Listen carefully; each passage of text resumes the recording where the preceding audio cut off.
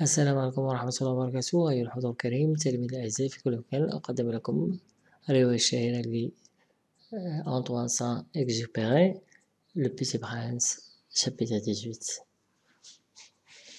Le petit prince traversa le désert et ne rencontra qu'une fleur à 3 pétales, une fleur de rien du tout. Bonjour, dit le petit prince. Bonjour, dit la fleur. Où sont les hommes? Demanda poliment le petit prince. La fleur, un jour, avait vu passer une caravane. Les hommes? Il en existe, je crois, 6 ou 7. Je les ai aperçus il y a des années, mais on ne sait jamais où les trouver. Le vent les promène. Ils manquent de racines. Ça les gêne beaucoup. Adieu, fit le petit prince. Adieu, dit la fleur. Le Petit Prince, de l'auteur français très célèbre Antoine Saint-Exupéry. Chapitre 19.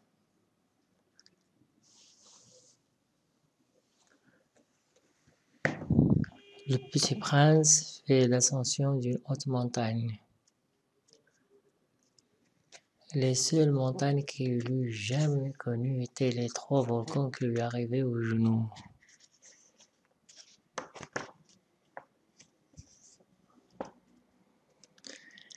Et il se servait du volcan éteint comme d'un tabouret, d'une montagne haute comme celle-ci, se dit-il donc, j'apercevrai d'un coup toute la planète et tous les hommes.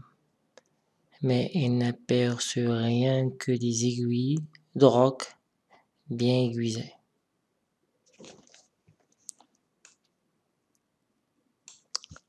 Bonjour, dit-il à tout hasard. Bonjour, bonjour, bonjour, répondit l'écho. Qui êtes-vous? Dit le petit prince. Qui êtes-vous? Qui êtes-vous? Qui êtes-vous? Répondit l'écho. Soyez mes amis, je suis seul, dit-il. Je suis seul, je suis seul, je suis seul, répondit l'écho. Quelle drôle de planète, pensa-t-il alors. Elle est toute sèche, et toute pointue, et toute salée. Et les hommes manquent d'imagination. Elles répètent ce qu'on leur dit. Chez moi, j'avais une fleur. Elle parlait toujours la première. Mais il arriva que le petit prince, ayant longtemps marché à travers les sables, les rocs,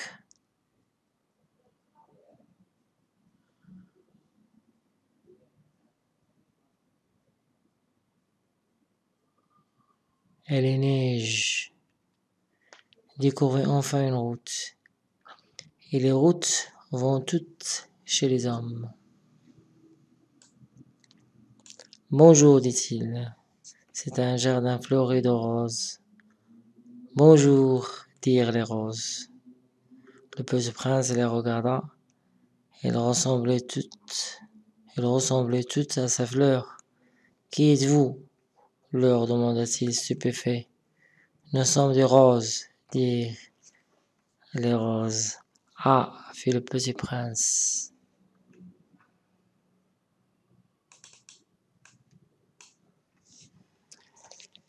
Et il se sentait très malheureux. Sa fleur lui avait raconté qu'elle était seule de son espèce dans l'univers. Et voici qu'il en était 5000, toutes semblables dans un seul jardin. Elle serait bien vexée, se dit-il, si elle voyait ça.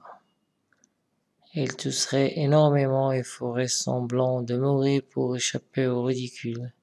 Et je serais bien obligé de faire semblant de la soigner, car sinon pour m'humilier, moi aussi, elle se laisserait vraiment mourir. Puis, il se dit encore, Je me croyais riche d'une fleur unique, et je ne possède qu'une rose ordinaire. Ça et mes 3 volcans qui m'arrivent aux genoux, et dont l'un peut être éteint pour toujours. Ça ne fait pas de moi un bien grand prince. Et couché dans l'herbe, il pleura. C'est alors qu'apparut le renard. Bonjour, dit le renard. Bonjour, répondit poliment le petit prince qui se retourna mais ne vit rien. Je suis là, dit la voix sous le pommier. Qui es-tu? Dit le petit prince. Tu es bien joli. Je suis un renard, dit le renard. Viens jouer avec moi, lui proposait le petit prince. Je suis tellement triste.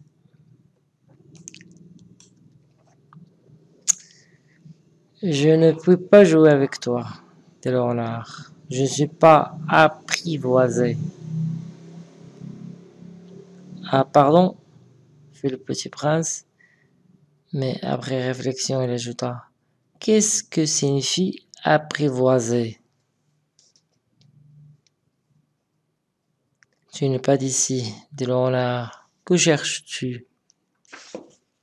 Je cherche les hommes, dit le petit prince. Qu'est-ce que signifie apprivoiser? Les hommes, dit le renard, ils ont des fusils et ils chassent. C'est bien gênant. C'est bien gênant. Ils élèvent aussi des poules, c'est leur seul intérêt. Tu cherches des poules? Non, dit le petit prince, je cherche des amis. Qu'est-ce que signifie apprivoiser? C'est une chose trop oubliée, dit le renard. Ça signifie créer des liens. Créer des liens. Bien sûr, dit le renard. Tu n'es encore pour moi qu'un petit garçon, tout semblable à 100 000 petits garçons, et je n'ai pas besoin de toi, et tu n'as pas besoin de moi non plus. Je ne suis pour toi qu'un renard semblable à 100 000 renards. Mais si tu m'apprivoises, nous aurons besoin l'un de l'autre. Tu seras pour moi unique au monde, et je serai pour toi unique au monde.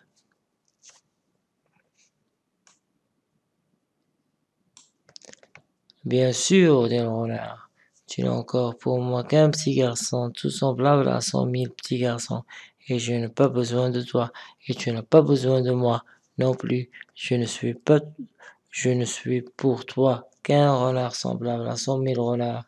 Mais si tu m'apprivoises, nous aurons besoin l'un de l'autre. Tu seras pour moi unique au monde, et je serai pour toi unique au monde. Bien sûr, dit le renard. Tu n'es encore pour moi qu'un petit garçon, tout semblable à 100 000 petits garçons. Et je n'ai pas besoin de toi et tu n'as pas besoin de moi non plus. Je ne suis pour toi qu'un renard semblable à 100 000 renards. Mais si tu m'apprivoises, nous aurons besoin l'un de l'autre. Tu seras pour moi unique au monde, je serai pour toi unique au monde. Bien sûr, dit le renard, tu n'es encore pour moi qu'un petit garçon, tout semblable à 100 000 petits garçons, et je n'ai pas besoin de toi, et tu n'as pas besoin de moi non plus. Je ne suis pour toi qu'un renard semblable à 100 000 renards. Mais si tu m'apprivoises, nous aurons besoin l'un de l'autre. Tu seras pour moi unique au monde, et je serai pour toi unique au monde. Je commence à comprendre, dit le petit prince. Il y a une fleur, je crois qu'il m'apprivoisait. C'est possible. C'est possible, dit le renard. On voit sur terre toutes sortes de choses. Oh, ce n'est pas sur la terre, dit le petit prince. Le renard parut très intrigué. Et sur une autre planète? Oui. Il y a des chasseurs sur cette planète-là? Ça, c'est intéressant. Et des poules? Non. Rien n'est parfait, sépara le renard, mais le renard revient à son idée. Ma vie est monotone. Je chasse les poules, les hommes me chassent. Toutes les poules se ressemblent, et tous les hommes se ressemblent. Je m'ennuie donc un peu. Mais si tu m'apprivoises, ma vie sera comme ensoleillée. Je connaîtrai un bruit de ne pas qui sera différent de tous les autres. Les autres pas me font rentrer sur terre. Le tien m'appellera. Ça, c'est intéressant. Et les poules? Non. Rien n'est parfait super le renard. Mais le renard revient à son idée. Ma vie est monotone. Je chasse les poules. Les hommes me chassent. Toutes les poules se ressemblent. Et tous les hommes se ressemblent. Je m'ennuie donc un peu. Mais si tu m'apprivoises, ma vie sera comme ensoleillée. Je connaîtrai un bruit de pas qui sera différent de tous les autres. Les autres pas me font rentrer sur terre. Le tien m'appellera hors du terrier comme une musique. Et puis regarde, tu vois là-bas les champs de blé. Je ne mange pas de pain. Le blé pour moi est inutile. Les champs de blé ne me rappellent rien. Et ça, c'est triste.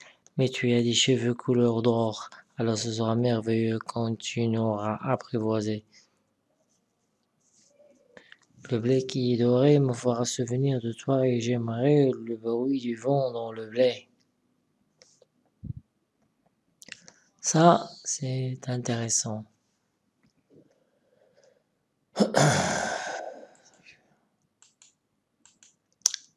Ça, c'est intéressant. Et les poules? Non. Rien n'est parfait, c'est par le renard. Mais le renard revint à son idée. Ma vie est monotone.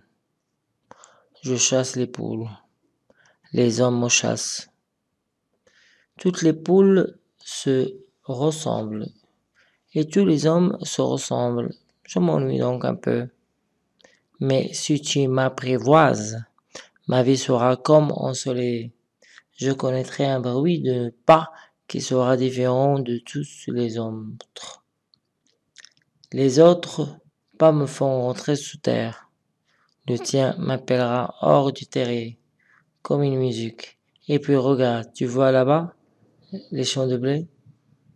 Je ne mange pas de pain. Le blé pour moi est inutile. Les champs de blé ne me rappellent rien. Et ça, c'est triste. Mais tu as des cheveux couleur d'or. Alors ce sera merveilleux quand tu m'auras apprivoisé. Le blé qui est doré me fera souvenir de toi. Et j'aimerais le bruit du vent dans le blé.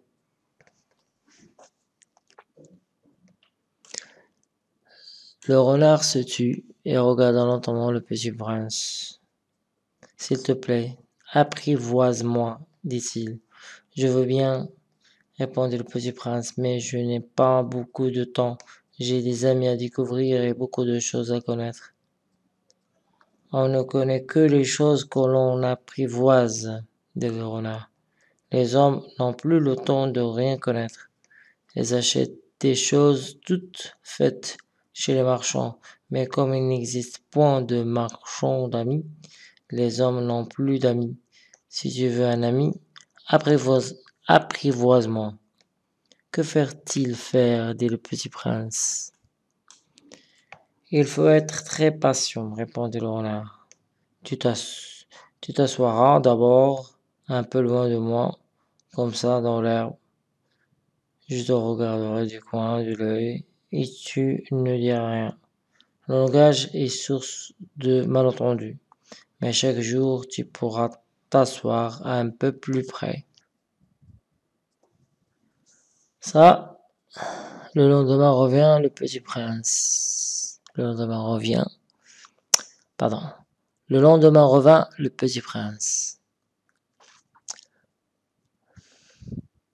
Le lendemain revint le petit prince. Il est mieux, va revenir à la même heure, dit le renard. Si tu viens par exemple à 4 heures de l'après-midi, dès 3 heures, je commencerai d'être heureux. Plus l'heure avancera, plus je me sentirai heureux. À 4 heures déjà, je m'agiterai et m'inquiéterai. Je découvrirai le prix des bonheurs. Mais si tu viens n'importe quand, je ne saurai jamais à quelle heure m'habiller le cœur et il faut vite. Le lendemain revint le petit prince. Il est mieux valait revenir à la même heure, dit le renard. Si je viens par exemple à 4 heures de l'après-midi, dès 3 heures, je commencerai d'être heureux. Plus l'heure avancera, plus je me sentirai heureux. À 4 heures déjà, je m'agiterai et m'inquiéterai. Je découvrirai le prix du bonheur. Mais si tu viens n'importe quand, je ne saurai jamais à quelle heure m'habiller le cœur. Il faut des rites. Qu'est-ce qu'un rite, dit le petit prince. C'est aussi quelque chose de trop oublié, dit le renard. C'est ce qui fait qu'un jour est différent des autres jours, et une heure des autres heures. Il y a un rite, par exemple, chez mes chasseurs, ils dansent le jeudi avec les filles du village. Alors le jeudi est jour merveilleux. Je vais me promener jusqu'à la vigne. Si les chasseurs dansaient n'importe quand, les jours se rassembleraient tous et je n'aurais point de vacances. Ainsi le petit prince apprivoisa le renard, et quand l'heure du départ fut proche, ah, dit le renard, je pleurerai. C'est ta faute, dit le petit prince. Je ne te souhaitais point de mal, mais tu as voulu que je t'apprivoise. Bien sûr, dit le renard. Mais tu vas pleurer, dit le petit prince. Bien sûr, dit le renard. Alors, tu n'y gagnes rien. J'y gagne, dit le renard, à cause de la couleur du blé. Puis il ajouta. Va revoir les roses, tu comprendras que la tienne est unique au monde. Tu reviendras me dire adieu et je te ferai cadeau d'un secret. Le petit prince s'en fut revoir les roses. Vous êtes belles, mais vous êtes vides, leur dit-il encore. On ne peut pas mourir pour vous, bien sûr. Ma rose, à moi, un passant ordinaire, croirait qu'elle vous ressemble, mais à elle seule, elle est plus importante que vous toutes, puisque c'est elle que j'ai arrosée, puisque c'est elle que j'ai mise sous globe, puisque c'est elle que j'ai abritée par le paravent, puisque c'est elle dont j'ai tué les chenilles, sauf les 2 ou 3 pour les papillons, puisque c'est elle que j'ai écoutée se plaindre ou se vanter, ou même quelquefois se taire, puisque c'est ma rose. Et il revint vers le renard. Adieu, dit-il. Adieu, dit le renard. Voici mon secret. Il est très simple. On ne voit bien qu'avec le cœur. L'essentiel est invisible pour les yeux. On ne voit bien qu'avec le cœur. L'essentiel est invisible pour les yeux. L'essentiel est invisible pour les yeux, répétait le petit prince afin de se souvenir.